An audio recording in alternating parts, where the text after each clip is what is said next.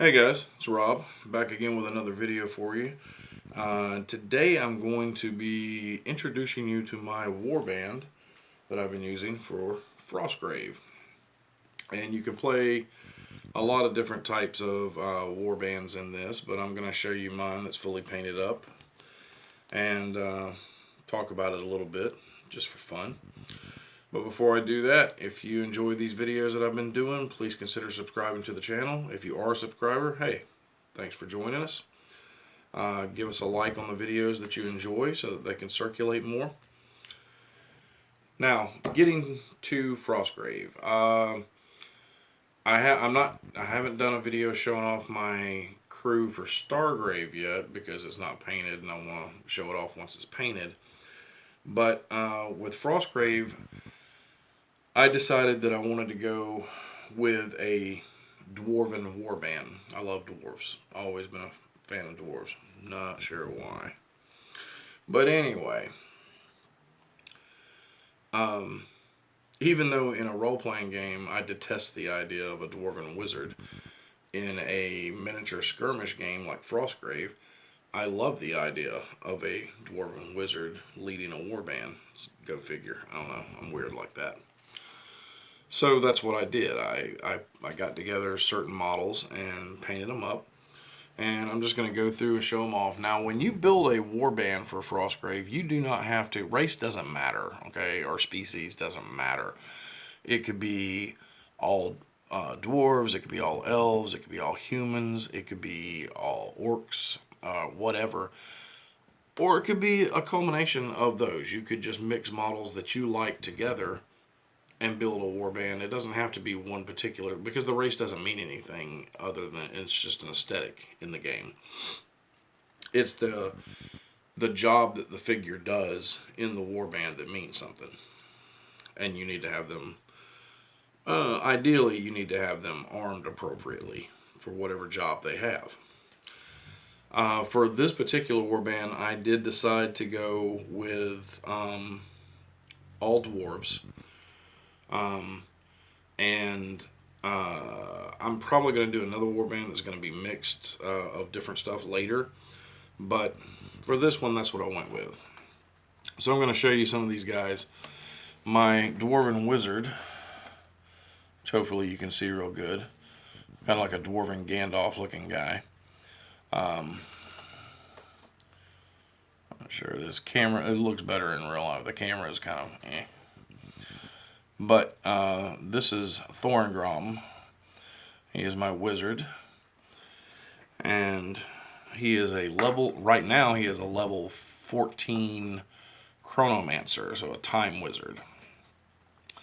And I've been using that a lot to my advantage because he has that feet spell where he can make other people faster. So I have, my tactic is to speed up my dwarves and make them really fast where they can run around and grab treasure and get off the table. His apprentice happens to be his niece, which is, both of these are Reaper models. And she's a lot smaller than he is, but she still looks pretty good.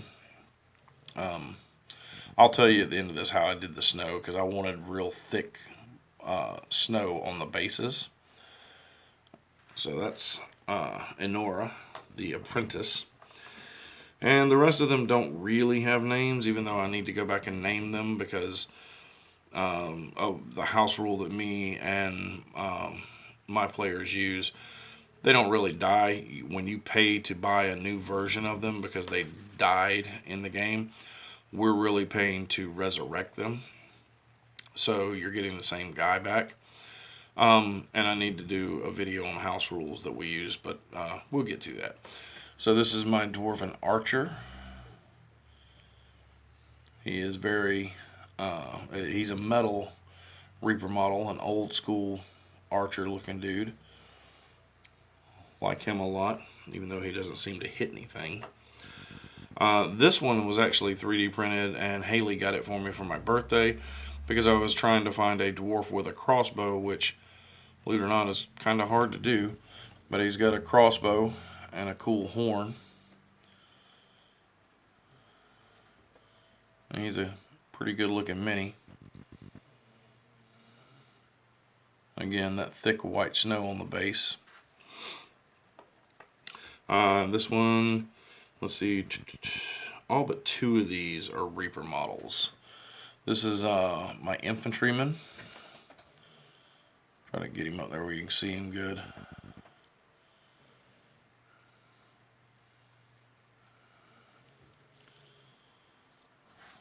With his big 2-handed weapon. This one is a Reaper Bones. He is my Templar with his heavy armor and 2-handed weapon.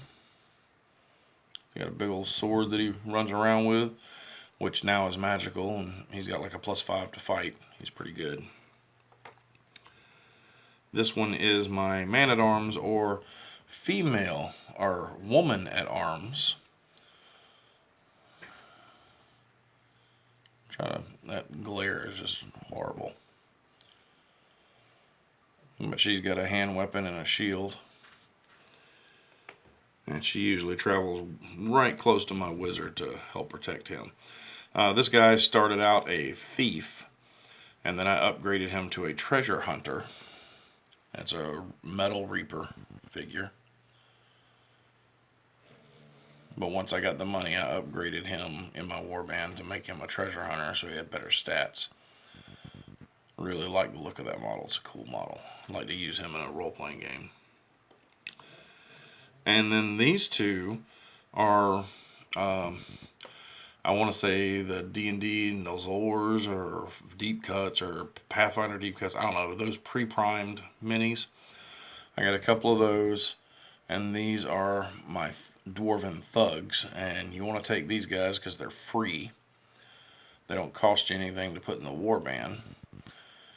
They paint out really nice. And you want to use them whenever you can to get treasure off the table. Because once somebody leaves the table with a treasure chest, they can't come back.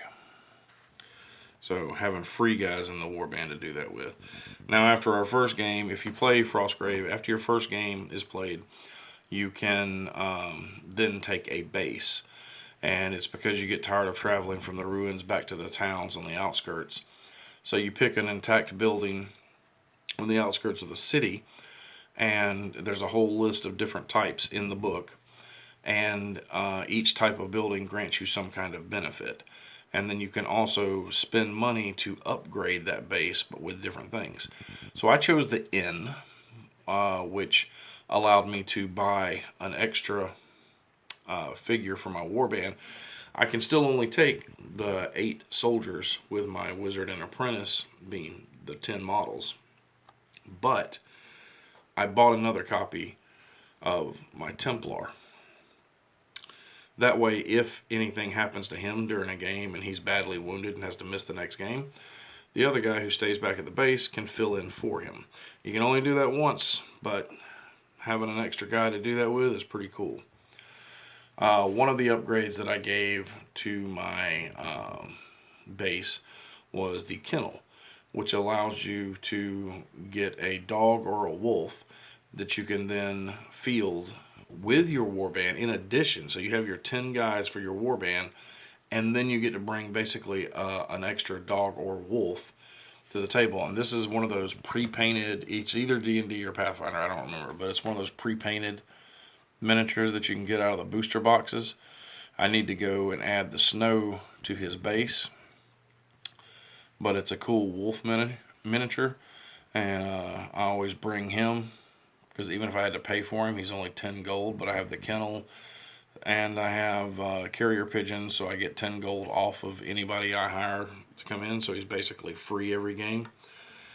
And it's a wolf. He's not great, but, you know, he could get a lucky roll in. One of the games we played the other day, me and Haley were playing, and I ran him up basically to tie up a treasure to keep her barbarian from picking it up. But while I was there, I was pulled into combat, so I was like, well, I might as well just go ahead and go for it. And I had an amazing roll in the combat, and in 2 attacks, ended up my wolf killed her barbarian. She then promptly killed my wolf. But, you know, he killed a barbarian, this free mini that I got to add to my Warband. So that's pretty cool. But that is Thorngrom's Warband. They are, in my storyline, they are dwarves from Rockholm who have come north to the city of Felstad or Frostgrave and are seeking treasure and magical items. And that's just my own take on my figures that I'm putting into it. I haven't really used Frostgrave in a role-playing game, but I have talked about it, and I'm thinking about doing it probably with basic fantasy, like doing a Frostgrave RPG with basic fantasy as my base. I won't be able to do a dwarven wizard unless I change things with basic fantasy, but maybe swords and six-siders. I know I can do it with that. But anyway, that's my warband that I've been using. We've been playing a campaign. We are, I think, 5 or 6 missions into the campaign now. Maybe 7. But we've been having a great time with it. The miniatures are great. I love the way they paint it up. The snow effect, I put, now you'll notice that all of these guys have like rock all over their bases for ruins. I used broken cork for that. But for the snow effect, and this is probably the best version of the snow effect I've been able to find, I use Army Painter Battlefield Snow, which is this stuff here, and use it. And in order to use it correctly, what you do is you take it and you mix it in a 1-for-1 basis. And I just did a little bit to test these guys out. And I took a spoonful of it and a spoonful of white Elmer school glue because it dries clear. And you mix them up real good. And it creates this weird,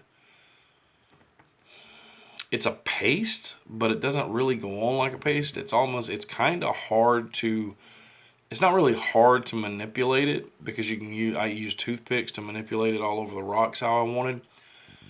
But it also sticks to the toothpick, so you have to be kind of, it's a little tedious working it on there. But I would put that on there and then sprinkle a little bit more of just the snow flock on top of it, let them dry for a few minutes, then knock the excess off, and they come out with that result, and it looks really good. The only reason I haven't done the wolf yet is because I have several pieces of terrain that I want to add blotches of this thick snow on top of. And in order to do that, I'm gonna do my mixture because you can't really save it once you start it because it'll dry. I'm gonna do it all at one time. So when I get to the point where I'm ready to add the snow to the terrain, then I'll throw some on the base of the wolf there, and use it all at once. But that's how I did the snow. The rock, like I said, the rock is just simple cork that's been broken up and glued all over the base. And that's pretty much it for my Dwarven Warband. I am playing with some ideas for another type of warband that I want to do, and when I get around to that, I'll probably do a video and talk about that. And I need to do one on house rules too. But that's pretty much all I've got for this. Hope you enjoyed checking out my warband for Frostgrave. And until next time, my friends, good gaming and good luck.